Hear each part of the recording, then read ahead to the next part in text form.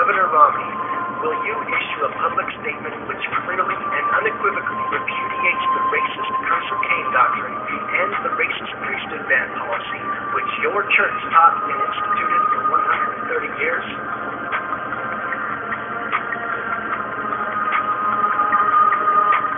Let your friends know about this video. Leave your comments in the comment box below. We'd love to read them.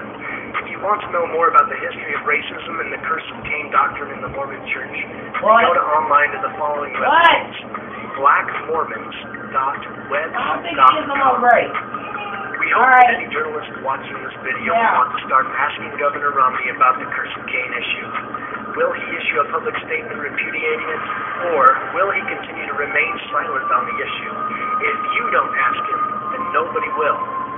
Also, don't forget to vote in November for the candidate you think will best represent all of the American people. In this election, every vote will count. Thank you for your time.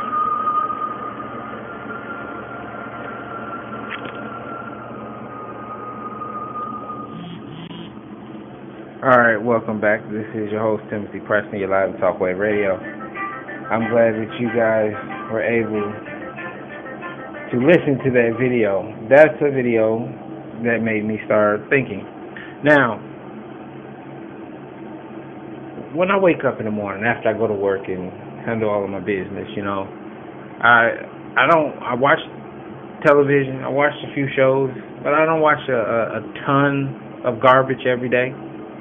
I actually do things like research what's going on, and I actually research what's being said about politicians, our president, and our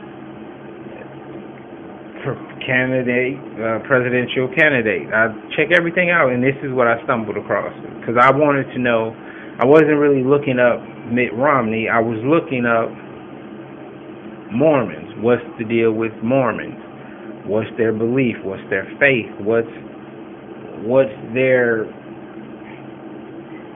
place in society? And this is just one of the videos out of hundreds that I've skimmed through today. And I could play 10 other ones that make sense and explains more in depth. Basically, what I'm seeing, the reason why, like, we watched the two debates. In both debates, they're going to say Obama lost, okay? I knew this, okay? And a lot of people think, oh, it's because Obama is a horrible president or unemployment or the deficit. No, Obama was to get in office and have us all overwhelmed with joy and bliss that the first 2 years we missed half of the executive orders written, half of the new laws being pushed, and Agenda 21 being just forced down our throats, the health care, which can help a lot of people, but it can hurt a lot of people too. You know, the excessive spending, the attacking the banks and blocking the banks, but allowing the Fed to print billions of unbacked dollars. He was able to get all of this through. Basically, he was able to finally lay the final pieces of the foundation down to actually put the New World Order agenda in a full swing. If you remember, they were saying in the Bush era that the New World Order, the globalists, they came to a screeching halt.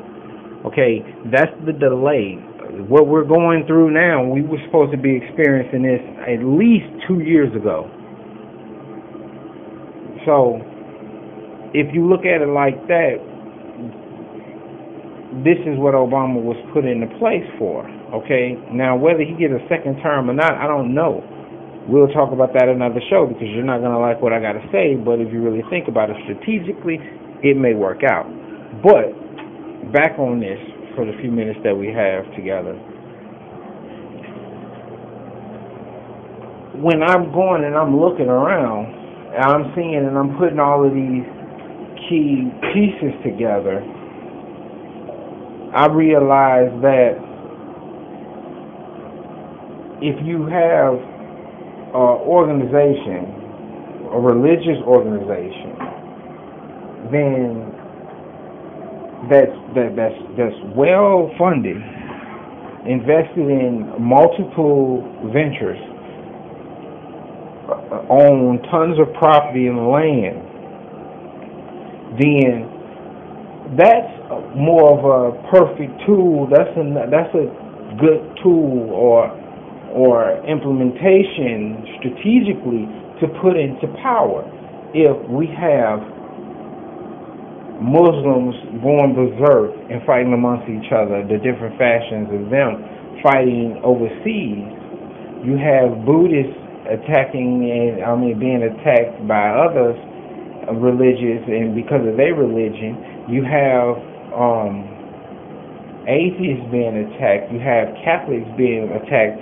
They were put on display as the most creepiest, sickest perv type of, the Pope, the people who wave the incense and wear the big goofy hats, and everybody cry and bend over backwards for the old geezer who probably was playing with the little boy before he came out there to shake your hands while he got nasty booty juice on his fingers.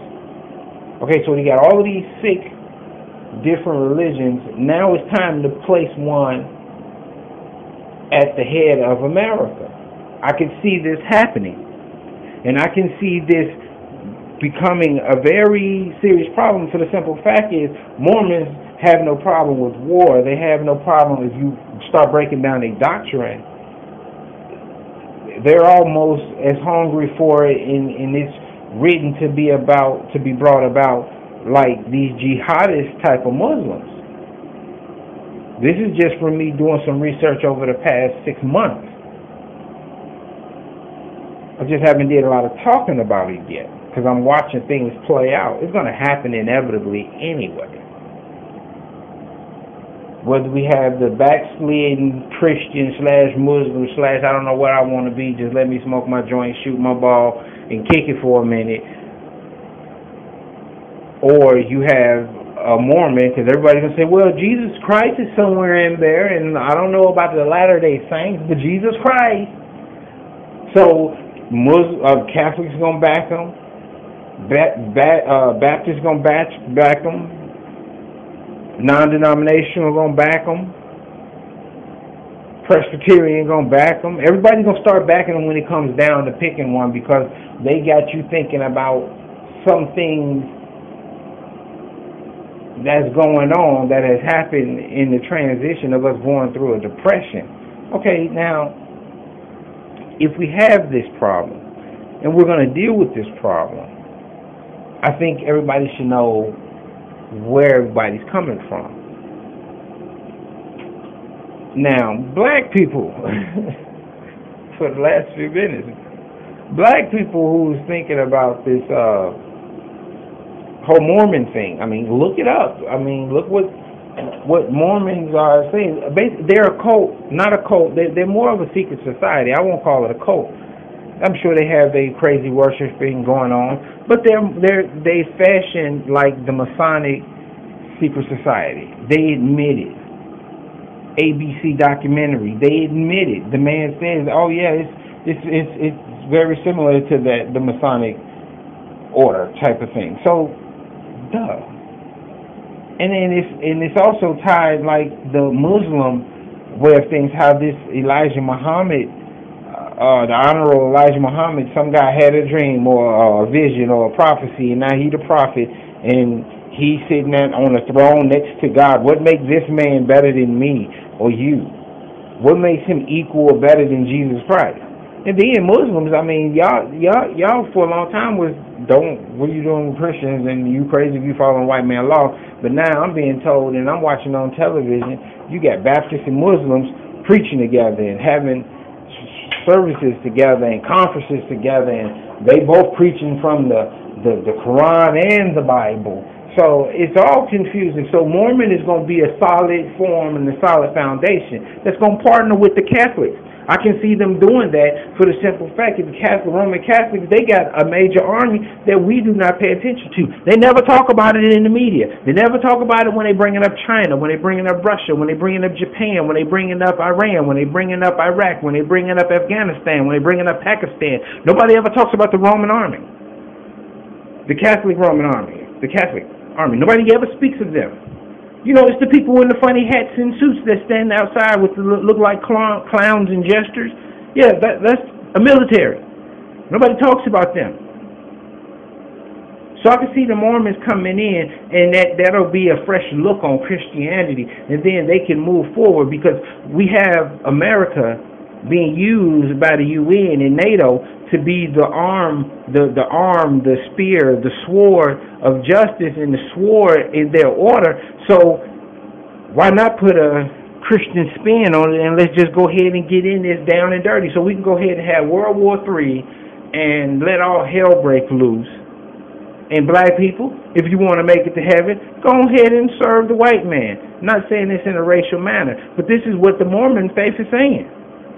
And Mitt Romney, I love my faith, everything about it. I'm not going to change nothing. I don't want to talk about it because I know y'all ain't going to like it. But hey, I'm worth billions, hundreds of millions, whatever.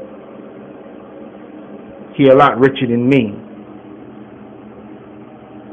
So this is just what I do, and I sit back, because I was watching the second debate again, because it's a lot with that. We'll talk about it. But then when I stumbled across this, I was like, okay, this is what I'm going to do, because I'm actually supposed to do a show Saturday. But I had to get out and say, okay, I'll just go ahead and just throw this little quick one together. I wasn't even going to talk much right now, but I was just going to play the video. But I had to say something after this, because once again, as I watch it over again, it spikes a nerve. And it's not a nerve of anger, because I could care less if their religion is against black people. The Muslim religion is against black people. I mean, the Catholic, all religions against black people. Black people are the main target, because black people have a very important role in life and what's going on and what's going to happen. So why not annihilate them and eliminate them? Why else would black people be the target? You have to think about that. You have to think about that, and white people need to think about that. Black people need to think about that. Mexican people need to think about that. What is the deal with the colored people, the people of color? Not just black African-American people, but the people in Afghanistan and Pakistan that's fighting back and forth, these people of color. Why is the UN attacking the people of color? And if you anything, what is the deal? See, there's something there. You can't tell me it's not. And I don't look at it because I'm trying to be on some black power trip. I just look at it as why do you attack a group of people, a civilization, a nation? It's because you want something from them, whether you want them to stop doing this because you can have the oil, or you want to stop them from that so you can have the control of this or that, or you can have the diamonds, you can have the gold, you can have the silver, you can have the food, the water. You know, people were fighting over a lot of things. People's fighting over dirt because actually food would grow right there, and 20 acres over there, they couldn't get a damn piece of corn or green bean to grow. Couldn't make a cactus grow in the desert. And 2 miles over, green flourishing. So people went and fought just to get the dirt, just to take that little spot to grow their little food. So I just wonder, and I scratch my head, and that's something that you should do too. You should wonder, you should think, you should ask questions. Go look it up. And I don't get all my information from YouTube. I don't sit down and just search and stream through YouTube. I do a lot of reading, articles, inserts from books, excerpts from books, and magazines and things of that nature. I do a lot of that. I pick up books and things that I see at the laundromat or at the grocery store or at the library, or just sitting when I'm at a bus stop or anything. If I'm at work, I'm taking a break, or I look. If I'm at work and they got something laying out, I look and I skim through it and I learn something new. So, ladies and gentlemen, that's what we have to do. We need to start evaluating and looking at things. We need to start asking questions. We need to start speaking up and stating the obvious and pointing out things. And when you learn something new, share it with others. Knowledge is power. All knowledge is power. You will be surprised. That's why I've never been for one that just focus on one